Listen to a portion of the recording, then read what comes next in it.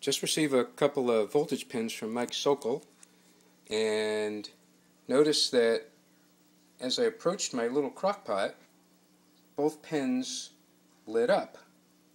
So I measured the voltage from the crock pot to the grounding system in the house.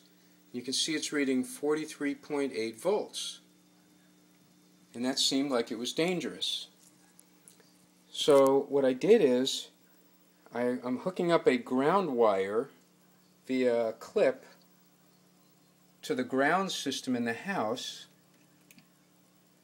and as soon as I do that, the pins stopped alarming. The voltage went down to 0.002 volts. Now the other thing I was measuring was the current in that grounding wire, and you can see here with the ground attached, it's reading only 0.9 milliamps. So there's not a real hard fault there.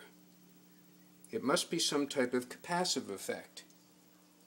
And it's interesting to note that, once again, I'll remove that grounding path, and you'll see both of the lights come on. And if I move the higher voltage pin away, it goes out. If I move the lower voltage detector away, it stays lit for quite a bit further. There, it just went out.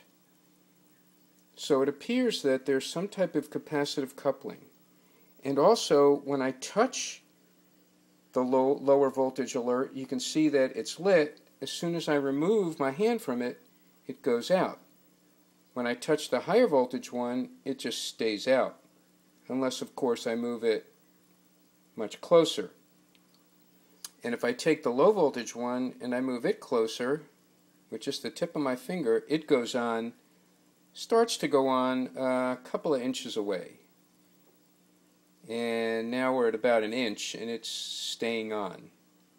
And the other one is not, because it's not making good contact. And there it's making more contact, so it's staying on. So once again, there's the ground not attached, and as soon as I hook up the grounding wire to the crock pot, both the lights go out. And the voltage goes down to, back down to 0.02 volts. So I don't think this is a dangerous situation. However, it could fool one into thinking there's a dangerous situation here. This crock pot, by the way, just has a hot and a neutral, and it appears that there possibly is some type of fault, but if there was, I believe I would be picking up more current in the grounding wire, and you can see the grounding wire is going right through the current clamp, and I'm only reading 0.9 milliamps. If I really had 40 volts there with that grounding wire disconnected, as I do now, and I connected that wire, I would expect to have had tens of amps flowing through that wire if that was really a fault in the crock pot.